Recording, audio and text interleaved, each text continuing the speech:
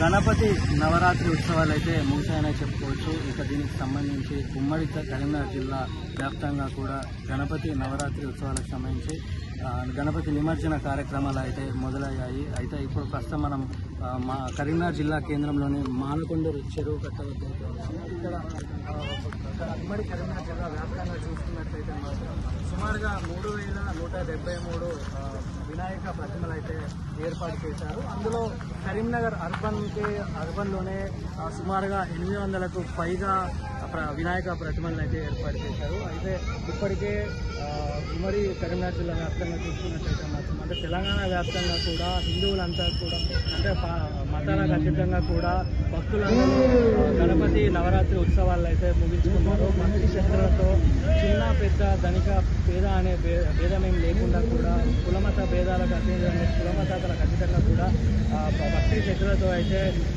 వీళ్ళంతా కూడా గణపతి నవరాత్రి ఉత్సవాలు అయితే ముగించుకున్నారని చెప్పుకోవచ్చు. ఇక ఏర్పాట్ల విషయానికి వస్తే మాత్రం కరీంనగర్ జిల్లాలో ఉన్నటువంటి కరీంనగర్ జిల్లా కేంద్రంలో ఉన్నటువంటి చింతకుంట ప్రాంతంలో ఒక కాకతీయ కెనాల్లో వద్ద అయితే ఒక ఏర్పాటు చేశారు సెంటర్ని. మరొక ప్రాంతంలో కొత్తపల్లి చెరువులో కూడా గణపతి నిమజ్జనానికి అయితే ఏర్పాటు చేశారు. ఇక మానకొండూరులో కూడా మానకొండూరు చెరువు కట్ట వద్ద కూడా గణపతి నిమజ్జన కార్యక్రమాలు అయితే ఏర్పాటు చేశారు.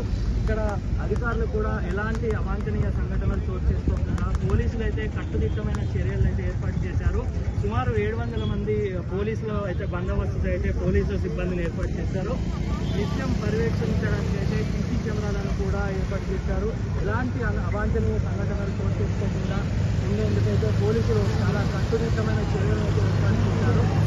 ఇక్కడ పోలీసులు కూడా ముందస్తు చర్యగా అయితే అంటే విఐపీలు రావచ్చు, సామాన్య ప్రజలు రావచ్చు, ఇక్కడైతే జాగిలతో పోలీస్ డాగ్స్ వారు కూడా వారు ఇప్పుడే వచ్చి మనం ఇక్కడ పూర్తిగా అయితే చెక్ చేయడం జరిగింది.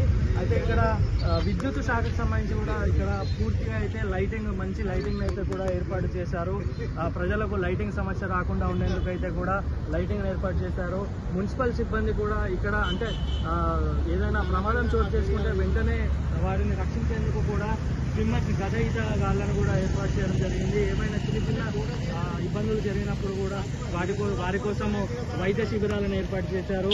మొత్తంగా చూసుకున్నట్లయితే మాత్రం ఇక్కడ కరీంనగర్ జిల్లా కేంద్రంలో ఉన్నటువంటి వినాయక నిమజ్జనానికి సంబంధించి అధికారులు అయితే చాలా కట్టుదిట్టమైన ఏర్పాటు చేశారని చెప్పుకోవచ్చు. అయితే ఇదే విషయంపై ఇప్పుడు మనతో పాటు మాట్లాడేందుకు మున్సిపల్ డీ గారు చెప్పండి, ఇక్కడ మీరు మున్సిపల్ సంబంధించి మీరు ఇక్కడ ఎట్లాంటి ఏర్పాటు చేస్తున్నారు? ఇప్పటిలాగానే ప్రతి సంవత్సరం లాగానే ఇక్కడ మనకు 2 పాయింట్లు ఉంటాయి. ఒకటి అక్కడ ఒకటి ఇక్కడ. ఫస్ట్ మొత్తం గ్రౌండ్ క్లీనింగ్ 2 పాయింట్లు ఉంటాయి. 2 పాయింట్లు క్లీనింగ్తో పాటు లైటింగ్ జనరేటర్ ఇవన్నీ అరేంజ్మెంట్ చేస్తున్నాం. తర్వాత వాటర్ సప్లై కూడా మేము చూస్తాము. శానిటేషన్ షిఫ్ట్ వైజ్ వాళ్ళకు డ్యూటీలు వేసాము. ఎలాంటి ఇబ్బందులు లేకుండా చేస్తున్నాం. తర్వాత ఫిషర్ డిపార్ట్మెంట్ స్విమ్మర్ వాళ్ళు 3 షిఫ్ట్లు ఉన్నారు. తర్వాత ఫైర్ డిపార్ట్మెంట్ నుంచి బోర్డు ఉన్నారు. ఆ సిబ్బంది రిస్క్ సిబ్బంది ఎలాంటి ఇబ్బంది లేకుండా. అంటే సుమారుగా ఎన్ని విగ్రహాలు వస్తున్నాయని మీరు అనుకుంటున్నారు? ఒకవేళ అధిక సంఖ్యలో కొంత విగ్రహాలు వస్తే వాటిని ఎట్లా? లాస్ట్ ఇయర్ 700 విగ్రహాలు వస్తాయి. ఈ ఇయర్లో దాని దగ్గర మేము అడిషనల్గా ఎక్స్కవేటర్ అడిషనల్ ఇస్తున్నాము. ఎలాంటి ఇబ్బంది లేకుండా ప్లస్ కొత్తగా ఎక్స్కవేటర్ సిస్టమ్ వచ్చింది. ఇది ఇంకా స్పీడ్గా ఉంటుంది కాబట్టి ఎలాంటి ఇబ్బంది లేకుండా. ప్రస్తుతం ఎన్ని క్రేన్లు ఉన్నాయి? ప్రస్తుతం 2 పెద్ద 2 చిన్నాయి. లాస్ట్ ఇయర్ 3 ఉంటే 4. అంటే ఇక్కడ లైటింగ్ సంబంధించి పూర్తిగా బాధ్యత ఉంటుంది మీదే కదా? అంటే ఒకవేళ ఎలక్ట్రిసిటీకి సంబంధించిన ఏమన్నా ప్రాబ్లమ్స్ వస్తే ఏమన్నా ముందస్తుగా ఏమైనా జనరేటర్లు అవి ఏర్పాటు చేశారు? 2 జనరేటర్ 2 పాయింట్ 2 జనరేటర్ పెట్టాము. ఎలాంటి ఇబ్బంది లేకుండా.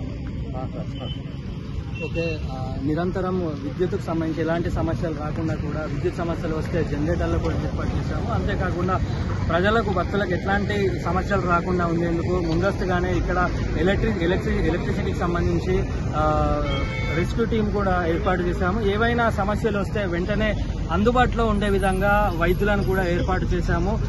అంతేకాకుండా ఇక్కడ ఉన్నటువంటి క్రెయిన్లు కూడా ఉన్నాయి. ఎంతో అత్యాధునిక పరిజ్ఞానంతో కూడినటువంటి క్రెయిన్స్ కూడా ఏర్పాటు చేశాము. గతంలో కూడా సుమారు 700 ప్రతిమలు అయితే వచ్చాయి. ఒకవేళ ఇప్పుడు కనుక ఎక్కువ వస్తే వాటిని కూడా తట్టుకునేంత శక్తి కూడా ఇక్కడ ఉన్నటువంటి క్రెయిన్లకు ఉన్నాయనే విషయం అయితే ఇక్కడ ఉన్న అధికారులు అయితే చెప్తున్నారు.